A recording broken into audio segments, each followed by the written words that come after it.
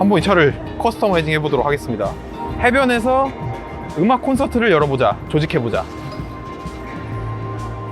어렵네요. 안 하겠습니다. 2023 재팬 모빌리티 쇼가 열리고 있는 일본 도쿄에서 모터그래프 신화섭입니다.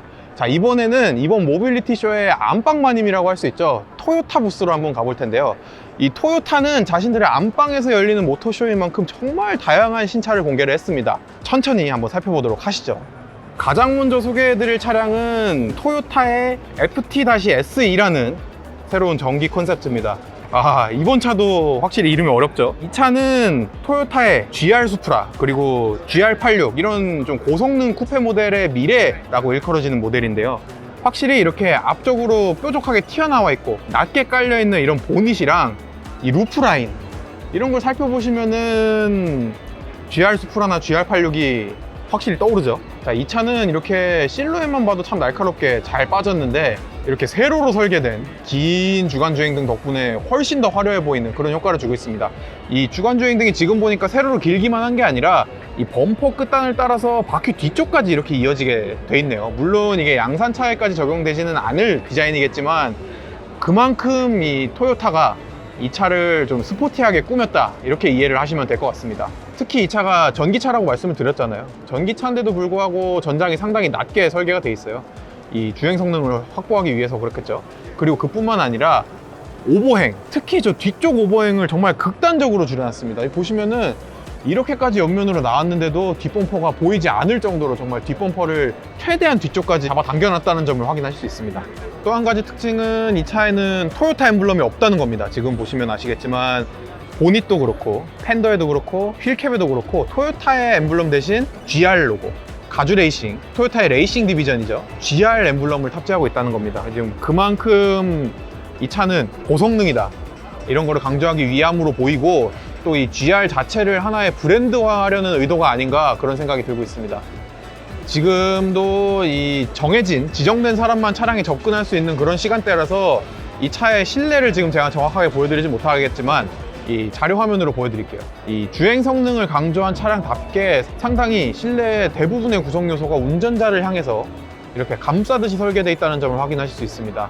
운전자는 말 그대로 운전에만 집중을 할 수 있게 이렇게 설계가 된 게 특징입니다. 이 차가 과연 양산이 될지, 양산이 된다면 어느 차종으로 나올지 그건 알 수 없지만 좀 이런 날렵한 디자인의 전기차도 좀 하나쯤 나와줬으면 좋겠다는 생각이 드네요. 개인적으로는 오늘 이 2023 재팬 모빌리티 쇼에서 공개된 전기차 중에는 이 차가 가장 날렵하고 디자인이 잘 빠지지 않았나 이런 생각이 듭니다.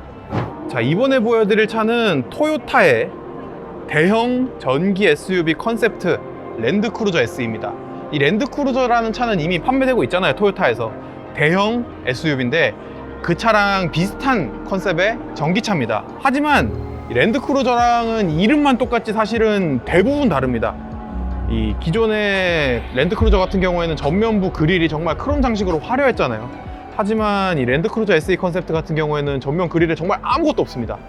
그 흔한 센서 하나 없이 정말 매끈하게 이렇게 처리를 해놓은 모습 확인하실 수 있고요. 이 범퍼 아래쪽에도 컨셉트 모델이라 그런지 모르겠지만 무슨 공기 흡입구 이런 거 하나 없이 전부 다 매끈하게 처리를 해놨습니다. 그나마 랜드크루저에서 물려받은 점을 찾아보자면은 좀 각진 휠아치, 이것 말고는 정말 완전히 다른 차라고 봐도 무방합니다. 그리고 A필러랑 윈드실드 같은 경우에도 기존 랜드크루저보다 훨씬 누워있죠. 아무래도 전기차기 때문에 공력 성능을 좀 끌어올리기 위해서, 좀 더 날렵해 보이기 위해서 그런 건지 모르겠지만 그런 점도 랜드크루저랑은 차별화되는 그런 점입니다. A필러랑 이 C필러와 D필러 사이를 모두 검은색으로 처리를 해놔서 마치 지붕이 하늘에 떠 있는 것처럼 그렇게 설계를 해놓은 모습 확인할 수 있고요. 이 뒤쪽 디자인을 살펴보자면 최신 자동차 트렌드에 맞게 한 줄로 긴 테일램프를 적용했다는 점을 확인할 수 있습니다. 그리고 이 토요타의 엠블럼 대신에 영문자로 TOYOTA 이렇게 영문으로 토요타 이렇게 적어놨다는 점도 상당히 독특한 점이네요. 그리고 이 아래쪽에는 배기구는 없지만 마치 배기구가 있는 것처럼 이렇게 또 장식을 해놔서 이 차의 스포츠성을 조금 더 강조해주고 있습니다. 자, 지금 보고 계시는 랜드크루저 SE 같은 경우에는 지금 실내는 공개되지 않았습니다. 하지만 공개된 자료에 따르면은 실내에는 3열 시트가 들어간다고 하고요. 최대 7명까지 탈 수 있는 7인승 대형 전기 SUV라고 합니다. 토요타의 설명에 따르면은 이 차는 이제 도심 지역에서는 전기차 특유의 정숙성이랑 공간감이 더해져가지고 안에 타고 있는 7명의 모든 승객이 편안하게 이동할 수 있게 그렇게 만들어졌고, 또 오프로드에서는 모노코크 차체랑 이 전기 모터의 뛰어난 토크 덕분에 좀 거친 지형을 박차고 나아갈 수 있게 그렇게 만들어졌다고 합니다. 다음으로 보여드릴 차는 토요타의 중형 전기 픽업, 이것도 전기차입니다. 중형 전기 픽업 컨셉트 EPU입니다. 이 차도 이름이 어려워요. EPU예요. 이미 토요타는 중형 픽업 트럭으로 하이럭스를 판매하고 있죠. 근데 이 차는 하이럭스랑 비슷한 차급이지만 사실 하이럭스보다는 조금 작습니다. 전장은 5070mm로 하이럭스랑 비교하면 한 200에서 250mm 짧고요. 우리한테 좀 익숙한 차로 비교하자면 렉선 스포츠 칸이랑 비슷하다고 생각하시면 될 것 같습니다.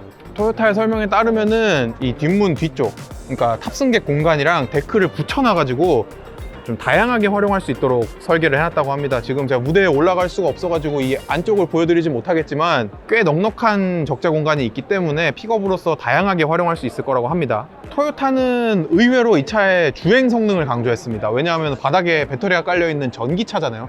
그렇다 보니까 안정성이나 승차감은 물론 핸들링 성능까지 기존의 픽업 트럭들보다 훨씬 높다고 그렇게 설명을 했습니다.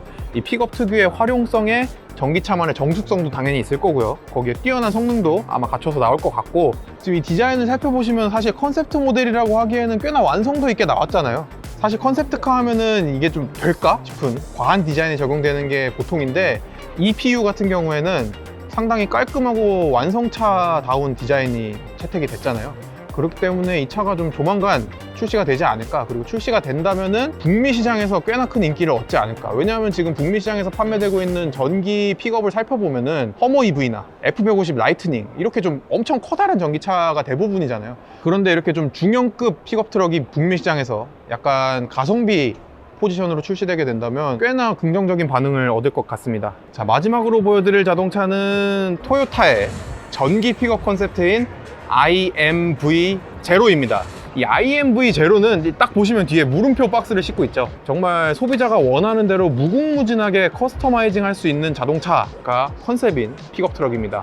이 차체랑 데크가 볼트랑 너트로 연결되어 있다고 하거든요. 그래서 이 차를 좀 더 자유롭게 꾸밀 수 있게 그렇게 만들어졌다고 하고요. 일단 한눈에 보다시피 전장이 상당히 긴 편입니다. 5300mm, 5.3m나 되고요. 하지만 전폭은 1785mm로 조금 좁은 편입니다. 이 차가 조금 도로가 복잡한 일본에 알맞게 설계돼서 그런지는 모르겠지만 길고 좁은 그런 모습을 확인하실 수 있고요. 휠 베이스는 3085mm로 상당히 넉넉하게 만들어져 있습니다.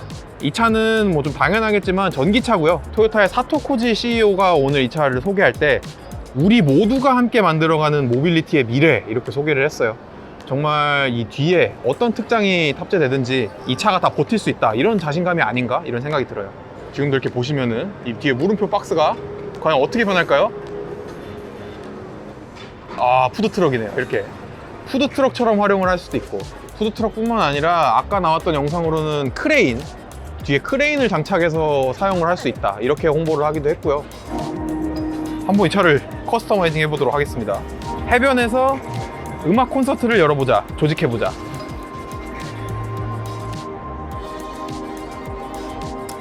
어렵네요, 안 하겠습니다.